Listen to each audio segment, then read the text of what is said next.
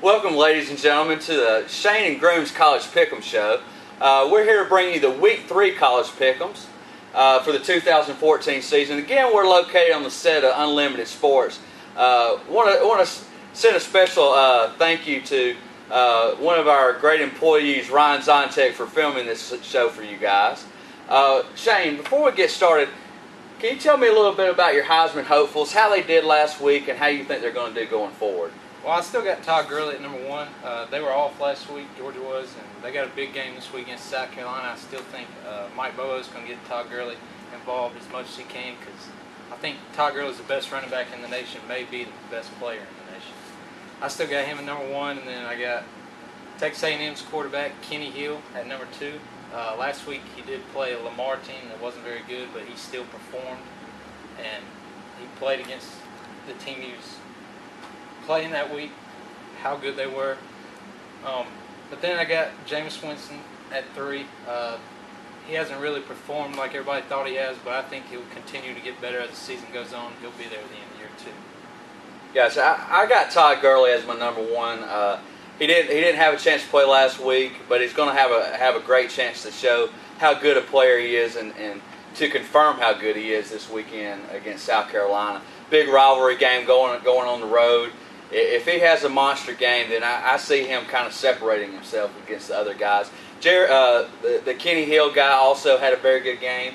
They played Lamar. We figured out Lamar was in Texas. I thought they were going to put up 60. They actually put up 73. But, you know, he did his job. And also, I still have Jameis Winston. I want to see more of Jameis Winston. I didn't get to see the Citadel game. It wasn't televised on the TV I was watching. But he's going to have a chance to prove his worth later on in the season. And also, I think the kid from Oregon, the quarterback Mariota, I think he had a really good game, especially the second half against Michigan State. Threw for over 300 yards and 3 TDs. I think he played his way back into the mix. All right, so now we're on top 25 ranked teams. At number 1, Florida State. They got a bye this week. They're preparing for number 23, Clemson, next week. You know, I think... You know, a lot of times you don't talk about teams that are on a bye, but I think Florida State really needs a couple weeks to prepare.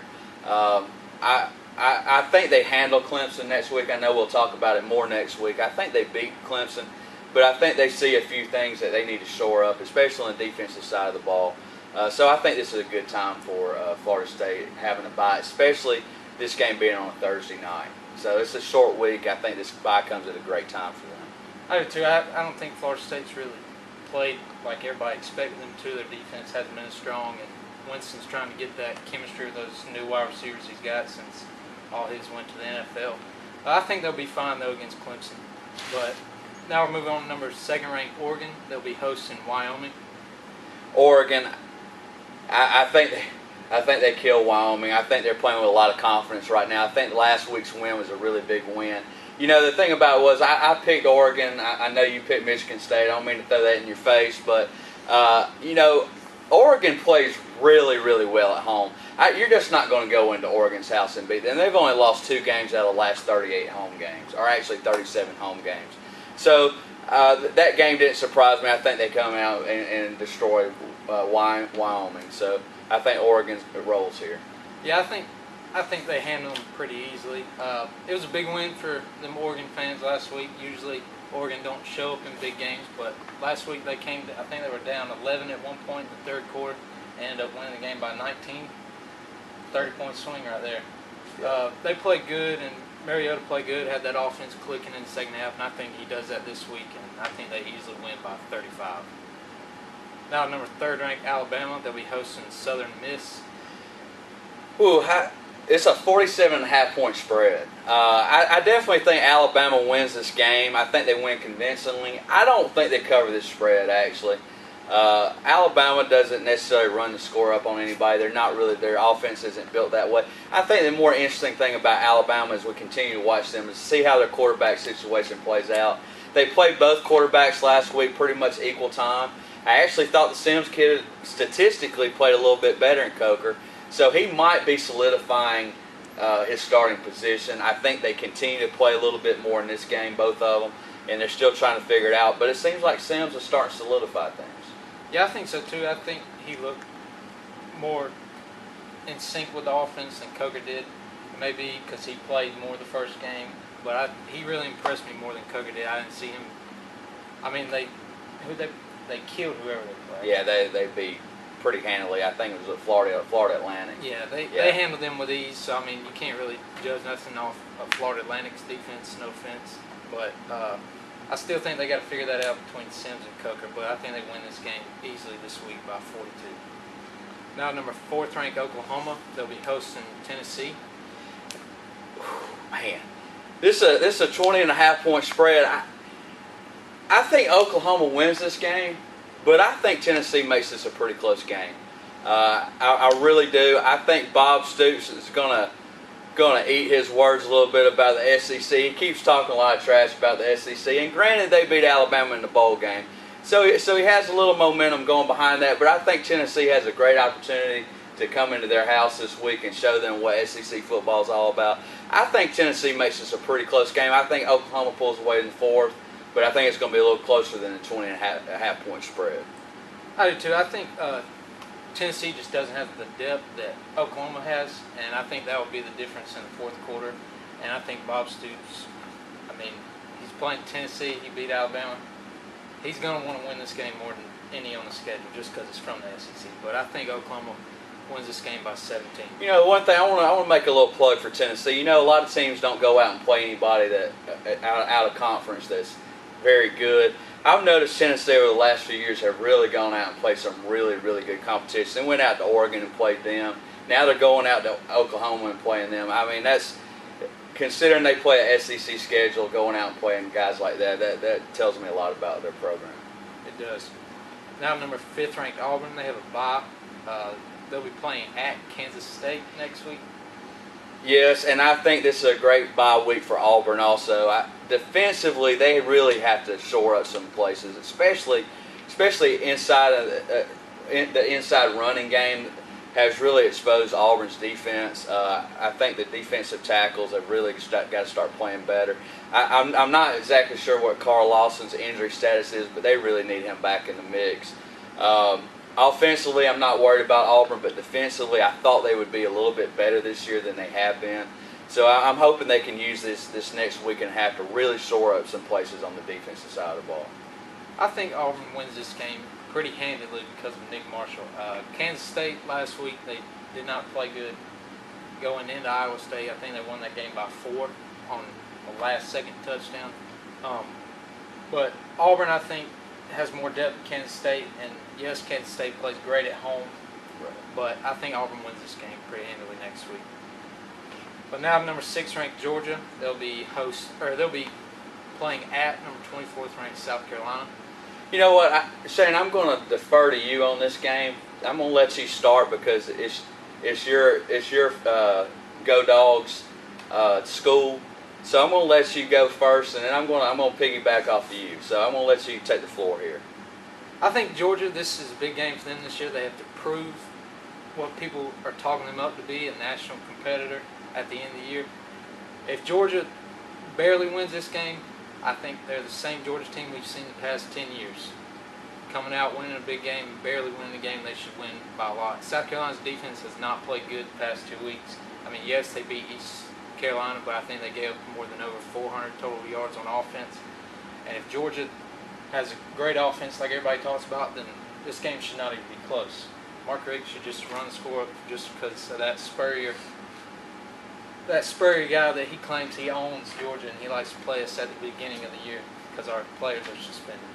But yeah, I think it's going to be a big game for Georgia. They're either going to win big or they're going to barely get away. And I think they barely get away by 3. Get away by 3. You know what?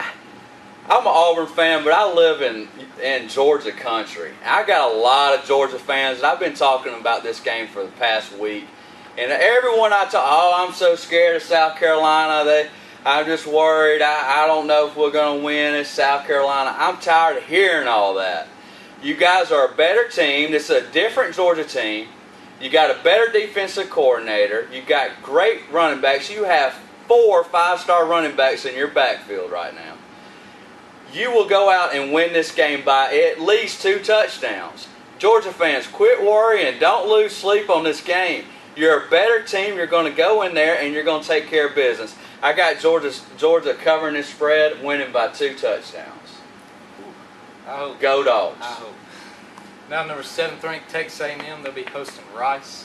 Texas A&M, another straight blowout. Texas A&M is going to kill Rice. This might be another game they put up 70 points. Rice is not going to have any opposition to Texas A&M whatsoever. I think Kenny Hill just pads his stats. Another stat stuffer. Yep. Another Just stat pads stuffer. Yep. I think Texas A&M wins that game by 35. Now number 8th ranked Baylor. They'll be playing at Buffalo. At Buffalo, the only reason I think this game might be a little bit closer than the spread is it's at Buffalo. Baylor, I don't know necessarily if they play that well on the road, but I think Baylor takes care of business. I'm not sure they cover this spread though, actually, but I think it'll be closer to 34 than otherwise. Yeah, I think Buffalo actually played good against Ohio State last year at Ohio State. They got a pretty good defense, but I don't think they can keep Bryce Petty from scoring, and I think Baylor wins this game by 35. Now number 9th ranked USC. They'll be playing at Boston College. Spread here is 17, guys. I think USC comes in with a lot of confidence, but I actually think this might be a bit of a letdown game for USC coming off that win against Stanford, going to Boston College, traveling across country.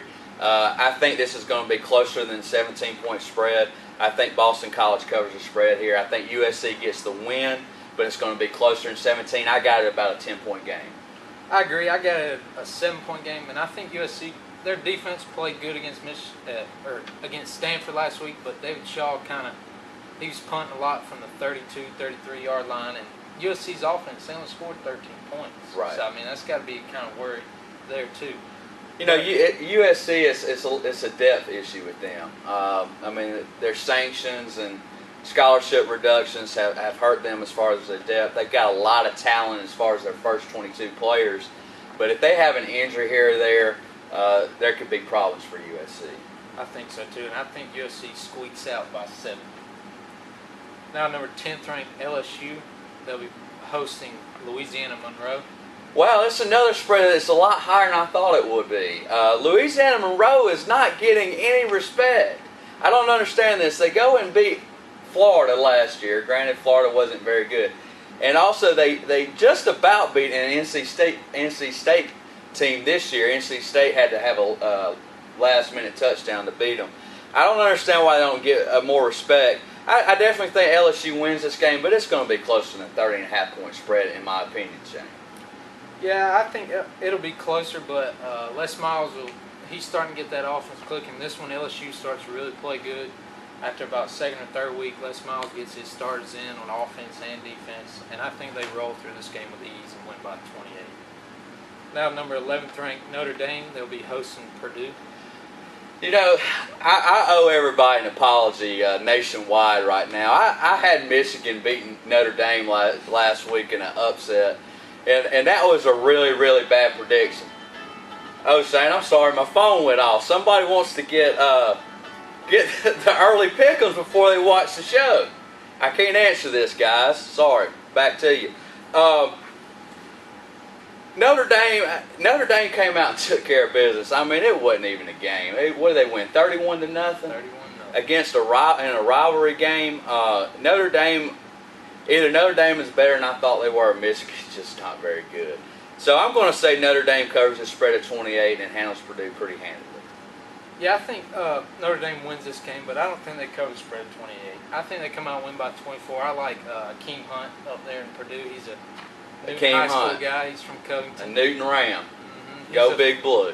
4th-year starting senior this year up in Purdue, and they got a younger guy. I can't remember his name at the moment, but he's been real explosive in their first 2 games. But Purdue's had trouble at quarterback, like always. They can't find a set starter.